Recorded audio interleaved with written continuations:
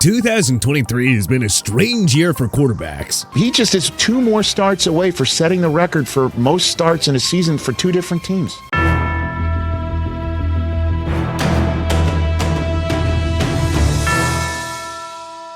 We've seen a way larger quantity of starting quarterbacks here in 2023 than usual. So, why not turn in a mid-season report card for every starting QB up to this point? Let's dive right into it. Arizona Cardinals, Josh Dobbs, C+. Dobbs did very well with very little talent around him for the Cardinals before Kyler Murray returned. He had 8 touchdowns and 5 picks in 8 contests before getting shipped out to Minnesota. Meanwhile, Kyler Murray gets a B+ for his performance since returning from surgery on his torn ACL. And finally, Clayton Tune gets an F for his woeful 58-yard, 2-INT outing in the Cardinals' shutout loss to the Browns in Week 9. Atlanta Falcons, Desmond Ridder, C-. Despite ridiculous weaponry around him, Ridder is struggling to push the ball downfield. His careless decision-making hasn't helped, and it has prompted Arthur Smith to bench him in favor of Taylor Heineke for 2 weeks. Heineke gets a C for his meh outing, which led to Ridder regaining the starting job in Week 12. Baltimore Ravens, Lamar Jackson, A+. Jackson has thankfully stayed healthy for the first time in 3 years and has his Ravens in contention for the AFC's top seed. As the 2019 league MVP is on pace to set personal bests in completion percentage and yards per pass attempt. Buffalo Bills, Josh Allen, B-. Record-wise, the Bills have certainly disappointed, but Allen's 22 TD passes heading into Thanksgiving weekend topped the NFL, but so did his 12 interceptions thrown. Allen's inconsistent play led to the firing of OC Ken Dorsey. Is Allen playing below expectations? Yeah, but he's also the sole reason that this team still has a chance at the postseason. Carolina Panthers, Bryce Young, F. It's only year 1, but Young's first NFL season could not be a greater disappointment. Way too many missed gimme throws, too many careless interceptions, too many sacks taken when he should have just gotten rid of the ball. And so on and so forth. On the somewhat bright side, Andy Dalton gets an A+ for his 361-yard 2 TD outing in the Panthers' Week 3 road loss to Seattle. Chicago Bears, Justin Fields, C+. Fields missed 4 games in the first half due to injury, but has shown considerable improvement in the contest that he suited up for. He's averaging nearly 50 more passing yards per game compared to a year ago, thanks largely to the arrival of DJ Moore. The only question is if the Browns will give him another year in 2024. As for backup Tyson Bagent, well, he gets a D-. 3 picks and 6 INTs in the 5 games that he has seen. Yeah, that's not going to cut it at the NFL level. Cincinnati Bengals, Joe Burrow, B. An unfortunate break for Burrow, who suffered a season-ending wrist injury in Week 11 against the Ravens, just as since he was starting to round into top form again. Burrow overcame a sluggish start to the season and was playing like an MVP candidate in the weeks leading up to his injury. Ah well, on to 2024 for Burrow and the Bengals. Cleveland Browns, Deshaun Watson, C. The Browns won 5 of his starts with Watson, but that was mostly because of the league's #1 defense. Second stringer PJ Walker, yeah, he's getting an F. Not that rookie Dorian Thompson-Robinson, who gets a D here by the way, was any better, with no TDs and 4 picks over his first 2 starts. Dallas Cowboys, Dak Prescott, A. Look, hate on Dak and the Cowboys all you want, but this might be the best version of #4 that we've ever seen. He's on pace for his best single-season completion percentage and has cut down considerably on the league-leading 15 interceptions that he tossed a year ago. Denver Broncos, Russell Wilson, B+. After an awful 1-5 start, Danger Russ has rallied the Broncos and has them right back in playoff contention. If he gets them there, Wilson just might play his way back into the comeback player of the year discussions. Detroit Lion, Jared Goff, A. Goff isn't lighting up the stat sheet the way that he did for Sean McVay and the Rams, but, well, he's not supposed to. He's staying careful with the football, has improved his accuracy, and, of course, he's got Detroit in position to win its first division title in 30 years. Green Bay Packers, Jordan Love, C-. We all knew that this was a year of transition for the Packers, but Love was definitely expected to be a bit better than this. He's on pace to finish with a sub-60 completion percentage and is challenging Josh Allen for the league lead in INTs. Houston Texans, CJ Stroud, A+.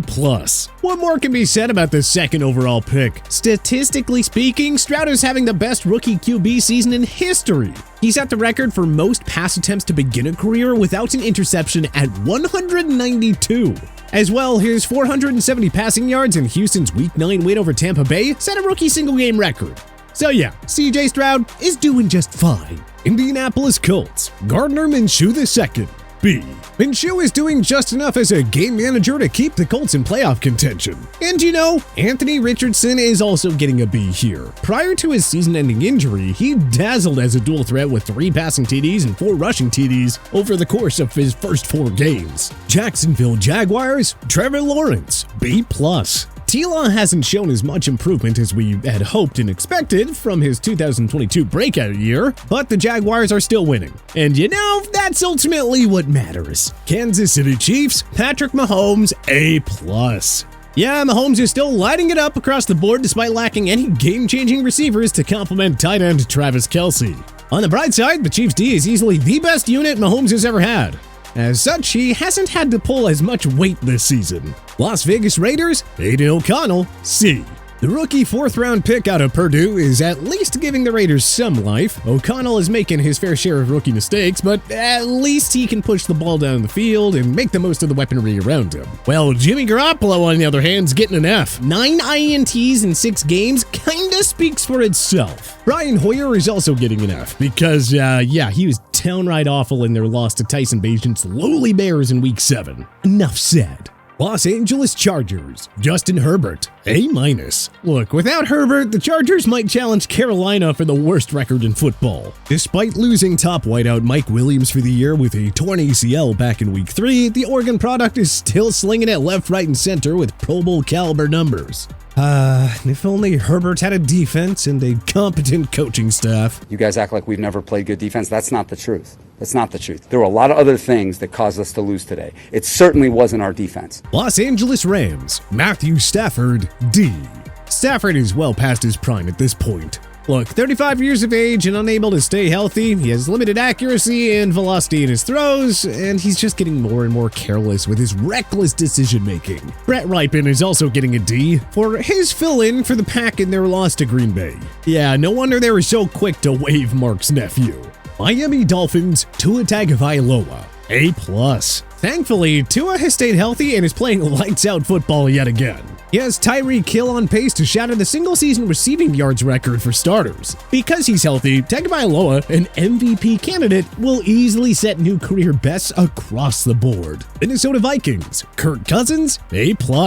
Cousins was playing his best football before his unfortunate season-ending Achilles tear. 18 touchdowns and only 5 picks despite missing Justin Jefferson for most of his short-lived campaign. Yeah, not too bad. Oh, and an A- to trade deadline pickup Josh Dobbs, who's found a nice home here in Minnie. The journeyman is doing just fine helping the Vikings stay in postseason contention. And you know he's gotta love playing with JJ. New England Patriots, Mac Jones, F. The Patriots brought in Bill O'Brien to run the offense, and they signed Juju Smith-Schuster, Mike Gesicki, and Ezekiel Elliott to bolster Jones' supporting cast. And the result? An even worse version of Jones from last year. The only thing Jones has done this year is assure the Patriots that they need a QB. New Orleans Saints, Derek Carr, C. Carr has been mediocre at best for the Saints, who would be out of the playoff race by now in any other division. He is averaging the fewest passing yards per game since his 2014 rookie year and is on pace for a career low in passing touchdowns. The Saints are winning in spite of Carr, not because of him. New York Giants, Daniel Jones, D-. Jones' career year in 2022 led to a $160 million extension from the G-Men. Before his season-ending ACL tear, however, Danny Dimes has turned in by far the worst year of his entire career. Second stringer Tyrod Taylor gets a B for giving the offense some life despite limited help around him, and rookie Tommy DeVito gets a C+. For exceeding expectations as an undrafted rookie. That Week 11 performance and win in Washington really was something else. New York Jets, Aaron Rodgers, incomplete. Rodgers unfortunately suffered a torn Achilles minutes into his Jets debut. Meanwhile, Zach Wilson gets an F because he has been absolutely awful before mercilessly getting benched by Robert Saleh after Week 11. Philadelphia Eagles, Jalen Hurts, A+.